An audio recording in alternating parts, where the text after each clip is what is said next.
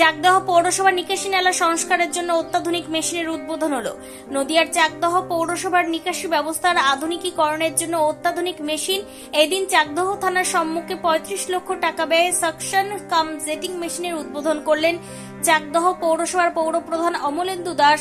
উপস্থিত ছিলেন দেবব্রত নাগ, চাকদহের আইসি অরিন্দম মুখোপাধ্যায়, পৌর কাউন্সিলররা সহ বিশিষ্টজনেরা।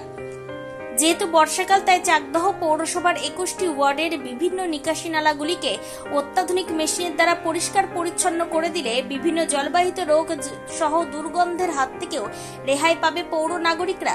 পাশাপাশি বর্ষার জল অতি দ্রুত নিকাশি নালা দিয়ে প্রবাহিত হয়ে বেরিয়ে যাবে গঙ্গায়। ফলে চাকদহ শহরে বর্ষাকালে জল যন্ত্রণা থেকে মুক্তি পাবে সাধারণ মানুষ। নদিয়া থেকে মলয় দের রিপোর্ট, HPR নিউজ। আপনার জেনে নামতে সমস্ত আজকে মানুষ টাকাটা বড় কথা নয়, টেনে নামতে সবাই চায় না। ঠিক আছে, একটা নোংরা কাজ এই আদিবাসী সম্প্রদায়ের লোক বা পিছিয়ে পড়া গরিব মানুষ করছে, কিন্তু লেবারের একটা সংকট আছে, যার জন্য অত্যাধুনিক 200 টাকা 500 টাকা রোজে এমনি আপনি অফিসের লোক পেয়ে যাবেন, কিন্তু এই জেনে জঞ্জালের লেবার খুব পাওয়া দুষ্কর।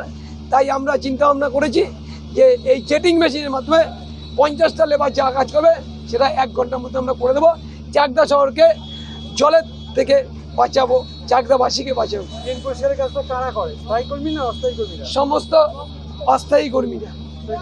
কত করে বেতন পান? কেউ 368, কেউ 225।